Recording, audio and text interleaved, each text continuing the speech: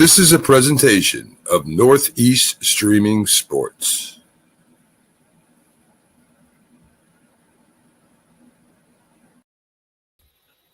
All right, my friends, that voice, my dear old friend, John Mac McGrath.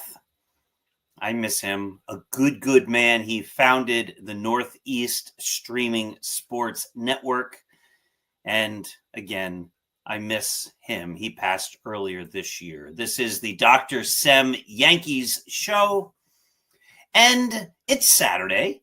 It's September the 20th. We're down to the final few games of the regular season. Only about a week to go. And then it's playoff time. But before we get to any of that, let's make today a great day. How can you make your day great? Well, it's simple. It really is. Look around you. Find the good that exists and cherish it. Appreciate it. If you look around and you see goodness that's part of your life, and I dare say for everyone, there are aspects of goodness every single day, even in the worst possible times. There are aspects of goodness if you can find them. And then appreciate them and say, my goodness, how lucky am I? How fortunate am I? And when you do that, when you appreciate the good that is around you, you can't help but appreciating brings happiness. So you can't help but have a great day. And if by some chance there is no goodness, you can't find any, there's nothing at all good in your life, well then do good. Do something nice. Don't look this way, look that way. Find something you can do for someone else. And then guess what? You just created goodness. And then you can appreciate that. Because when we give love, it multiplies. When good things happen to people, they then do other good things. That's just how it works. Does that happen every time? No, of course not. Does it happen most of the time? I believe it does. When we give love, it also comes back to us in greater amounts than we ever gave. So on the show today, my dear friends, I have a big reveal. Something great and something very exciting. But not yet. This program is brought to you by Artemisia Publishing. The great Artemisia publishers are located in New Mexico. They are 100% traditional publishing. They are a traditional publisher. Anyone who's ever thought about getting into publishing, there are vanity presses, there's self-publishing, there's big presses, and then there are independent presses. And there are independent presses that do it the right way. They are legitimate. They are traditional. They do it the exact same way that the big presses do. And in fact, if you listen to authors, many times they will say the independent presses do it better than the big presses. Well, Artemisia does it as well or better than everybody. Go to apbooks.net. Look at their vast and ever-growing collection of outstanding books. Many, most, in fact, I would assume, award winners. Those books, all published by Artemisia, can be part of your own reading collection. Those books, of course, include my wonderful novel, Scattering the Ashes, award winner. The award-winning The Least Among Them. The award-winning From Compton to the Bronx. And I'm not sure if 365.2 Going the Distance won an award, but I can tell you that is a great book. So go to artemisiapublishing.net. And I have a big reveal, but not quite yet. The Yankees are about to make it to the playoffs, and that's a good thing. Now, they haven't clinched, but they're going to make it. It's not even a question that they're going to make it. The only question really is, where are they going to be seated in the playoffs? I think the Yankees still have an opportunity to win the American League East. If not, they could easily capture the first wild card. And if not, they're going to be the second wild card. And I'm usually the pessimistic Yankee guy, optimistic in life, look for the good, celebrate the good, share love, be kind. But when it comes to the Yankees, I'm usually the pessimistic guy. He stinks. This guy's not doing it. Aaron Boone's just doing a horrible job. Brian Cashman hasn't been a great general manager in a decade. On and on, right? We've all heard the discussions. We've all read them on Start Spreading the News. And by the way, if you want to see the greatest Yankee coverage anywhere, you go to Start Spreading the News, my Yankee site. Nobody does it better than us. And we are the best. We're proud of being the best. We put out multiple articles every single day. We've been doing it that way every single day since 2017. But we've had these discussions. This is wrong. That's wrong. I'm delusionally, I don't think so, but I'm delusionally optimistic about the Yankees' chances. I don't care, believe it or not, where they finish. Of course, if the Yankees somehow don't make the playoffs, they're playing all the bad teams here to finish the year. We've been through this 100 times. They're playing bad teams that are going to win these games. The Yankees are going to win most of the games, which is going to make it impossible for anybody else to catch them. If somehow the Yankees aren't in the playoffs, we have bigger problems. But somehow I'm not even all that concerned about where the Yankees finish. You know, the talking point before September was, well, if the Yankees have to play a 3-game series in Fenway Park, they can't possibly win 2 of those 3 games. It's impossible. The Yankees can't beat the Red Sox. They especially can't beat the Red Sox in Fenway Park. Except a week or so ago, the Yankees beat the Red Sox in a series in Fenway Park. Right, but the Yankees have to have the home field advantage if they play the Blue Jays in one of those rounds, because the Yankees can't beat the Blue Jays. Especially the Yankees can't beat the Blue Jays in Toronto. It would be impossible for the Yankees to beat the Blue Jays. Actually, I think that Blue Jay series was home. I'm getting ahead of myself. But the Yankees, anyway, can't beat the Blue Jays whether they're home or away. I'll fix my flub. By the way, when you make mistakes, admit them. Sometimes we make mistakes. None of us are perfect.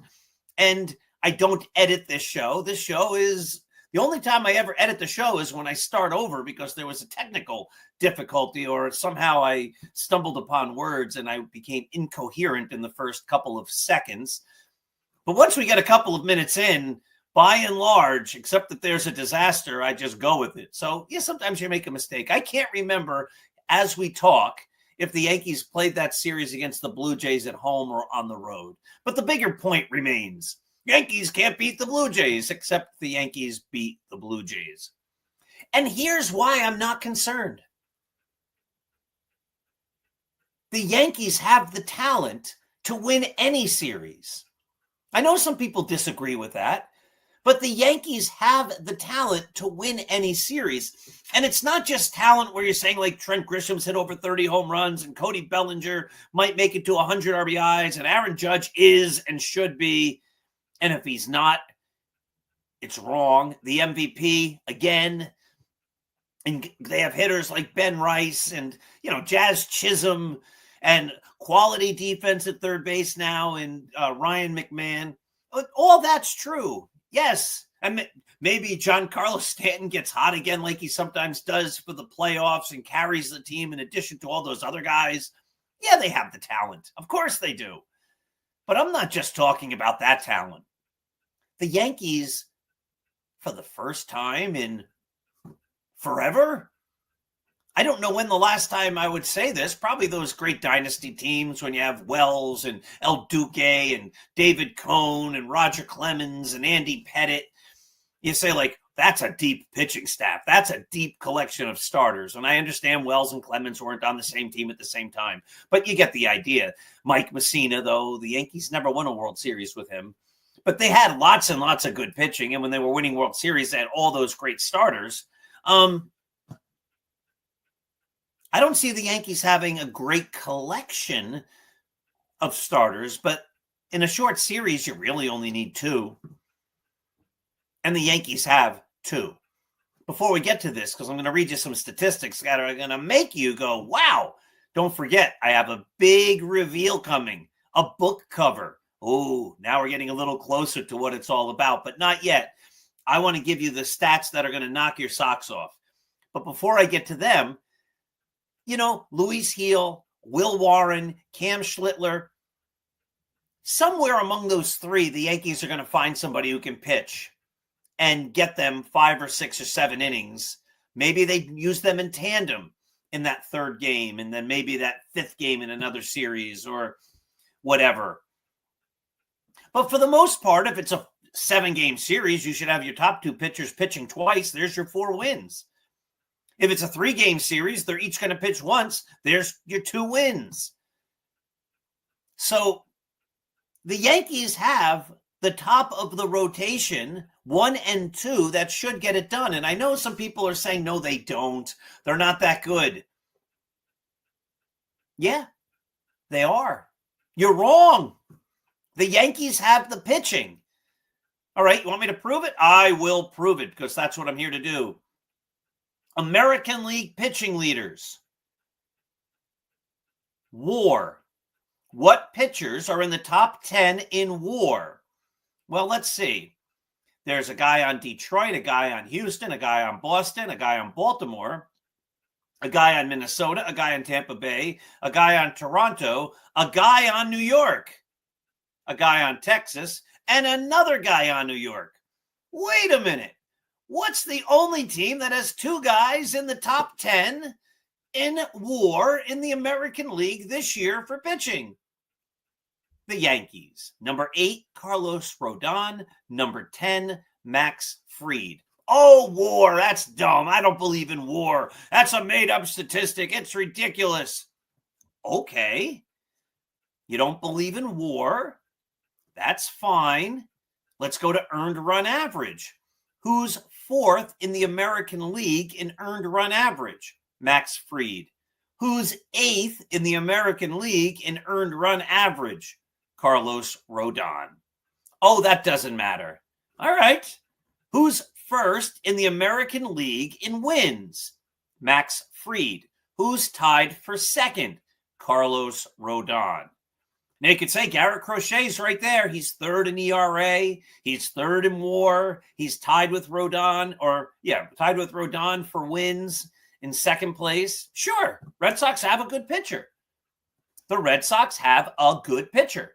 The Yankees have 2. If Crochet wins 1, and then I guess it would be Rodon wins game 2, because I guess it'll be Crochet against Fried. But if Crochet wins, you're going to win game 2 with Rodon, and then it's just a matter of winning game 3. I think the Yankees have a great chance if they have to play the Red Sox. They have 2 good pitchers. Oh, what about win-loss percentage? Number 1, Max Fried. Number 8, Carlos Rodon. Oh, yeah, but what about WHIP, walks and hits per inning? Do the Yankees really have 2 great pitchers who are going to have the fewest guys on the base paths? Oh, in fact, they will. Who's number 8 in the American League in WHIP? Carlos Rodon. Who's number 10? Max Fried. That's why I am not concerned. The Yankees have the starting pitching. And again, I don't think they've really had 2 top pitchers like this in a very, very, very long time. Probably not since the championship era. Maybe 2009, you had CeCe at his peak. You had AJ Burnett pitching really well. Maybe 2 really good pitchers. Maybe. But the Yankees have 2 guys in the top 10 in the American League in all those categories. That has to say, Yeah, we're pretty good. And I don't think any other teams have the offense and the depth that the Yankees do. Now, the Yankees have a manager who's been continually outmanaged in big games his whole entire career. I've talked about this before. I've written about this many times the last couple of weeks. I don't understand how Aaron Boone keeps it all together. I don't get it. I don't think he's a great strategist. I don't think he's a great X's and O's guys, which is basically the same thing. I don't think he's really a great motivator. I don't think you don't see him really interacting with the players all that much. The Yankees seem to be very poor fundamentally. The Yankee young players don't seem to progress and grow. And I mean, we can list all the concerns about Aaron Boone as a manager. There's plenty. But when we do that, we're forgetting one thing. We're forgetting something that's big, something really big. Somehow he keeps this team together. Every year, the Yankees go through this period. Some people call it the Boone swoon or whatever, but they go through this period where they can't win a game. Now, again, this is a little hyperbolic, a little hyperbole here, a little over exaggeration. But listen, we lived through it. It happens every year. It's like they start June or late May, and then they lose every single game. And then they lose every single game in June. And then they lose every single game in July. And then they lose every single game for half or 2/3 of August. And then all of a sudden, click, then they start winning and they win all the time. I think they're 34-11, or 24-11 out of their last 35 heading into tonight. Now, again, I record this on Friday night. It's 2-0 Orioles in the bottom of the second inning. That does not seem like an insurmountable lead by any chance. Right. So, but again, even good teams lose games. The Yankees aren't going to lose the series to the Baltimore Orioles. I'd be very surprised if they did, and they shouldn't. The Orioles are playing out the string and the Yankees are playing for a playoff spot. So, not concerned about that at all.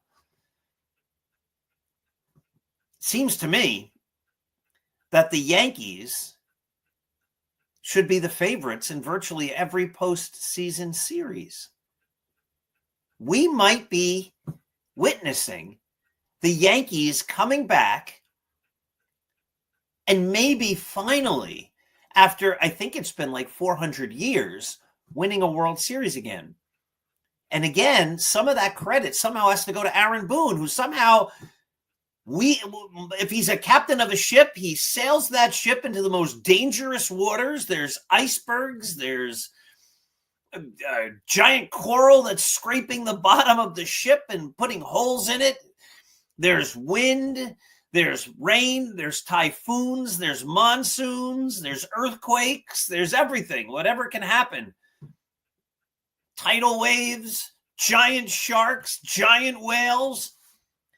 And somehow, Aaron Boone steers the ship into those most treacherous waters, the most dangerous waters you can imagine. Somehow,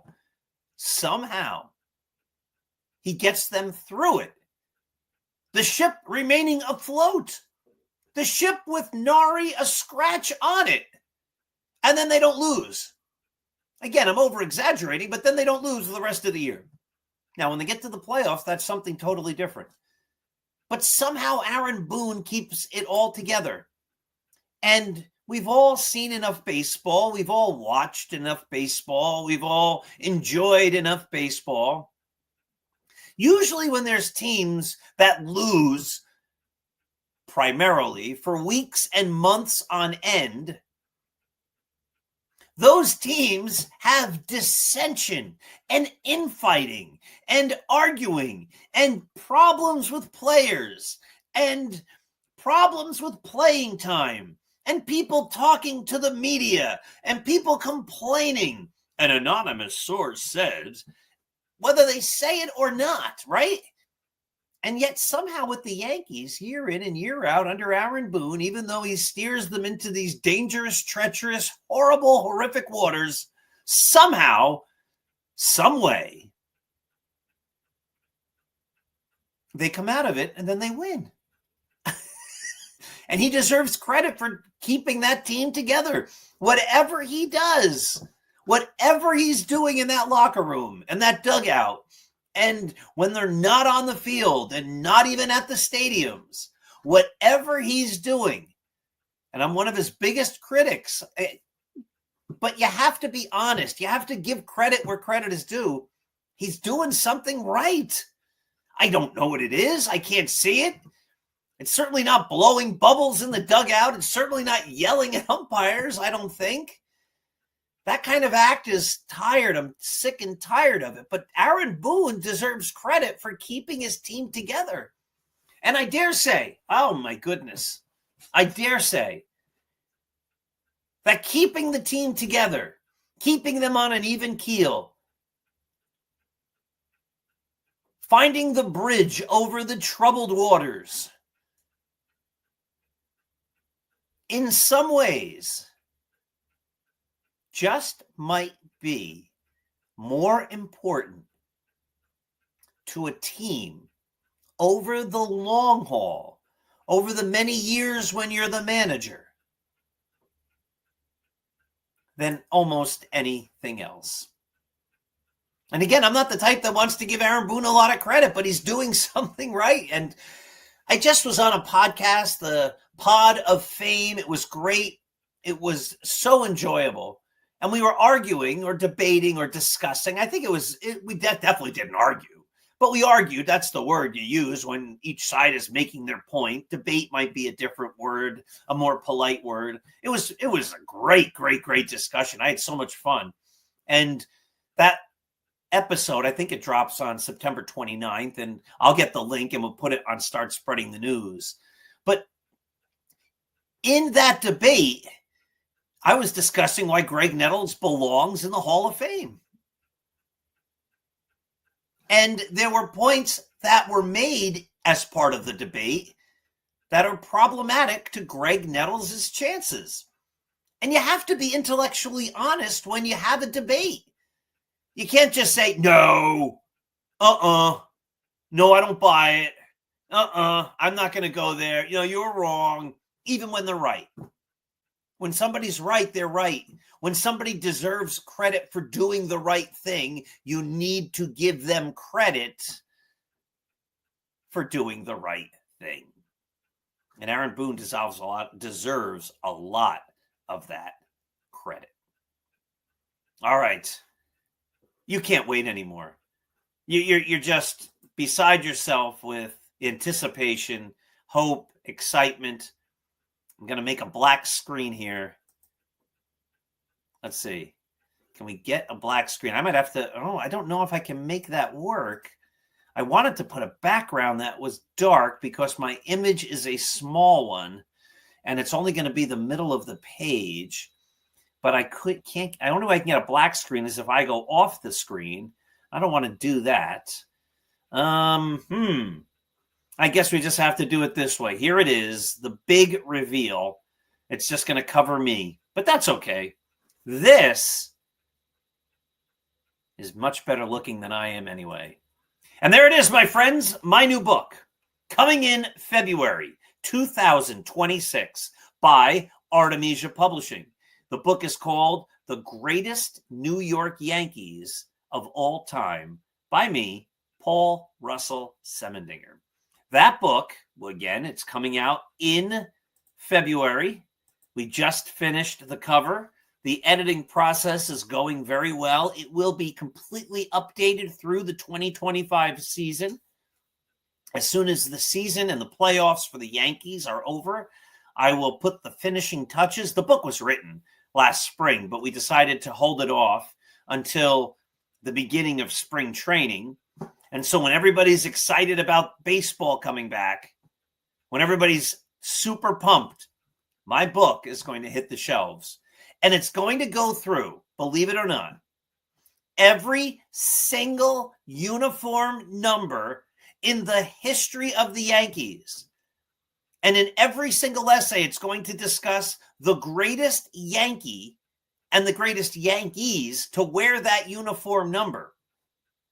And then my job in that, and what I do with each uniform number, is I say who the greatest player at that uniform number was. It is an engaging book. It's fun. There's special charts that I made that have other things to do. We talk about the Yankees who didn't wear numbers. There's so many other numbers and number things that are there. But it's fun because it breaks down and it brings you back into the past, and you're comparing different eras and different players and what did they do. And it's who was the best while wearing that number. So you could say Mickey Mantle was the best at 7. No one's going to argue that. He came up wearing number 6. But in order to be the best at number 6, he would have had to have been the best while wearing number 6. And quite frankly, he wasn't. He didn't play long enough in uniform number 6 to accumulate a great career in uniform number 6. His great career was accumulated in uniform number 7. So Mickey Mantle's not the greatest Yankee to be of all who wore number 6. The greatest Yankee while wearing number 6 is somebody else. I can't tell you who it was. Not yet, but that'll be in the book. And it counts down backwards. It starts with 99. That's probably pretty apparent who 99 is. And then it'll go down through every single number, 98, 97, 96, all the way down to number 1 and then 0, because the Yankees have had a few players wearing 0 in recent years. Who's the greatest 0 Yankee? That book, hitting the shelves, published by Artemisia Publishing. That book will hit the shelves in December. Again, you can find Artemisia at apbooks.net. You can find my content and the content of all of our fantastic writers at startspreadingthenews.blog. But this, of course, is the Dr. Sem Show. The playoffs are coming soon. A couple other big announcements coming regarding this show and the Start Spreading the News show, but we'll save some of those for a future episode. And it's all good stuff, primarily. Just some little programming notes and things like that.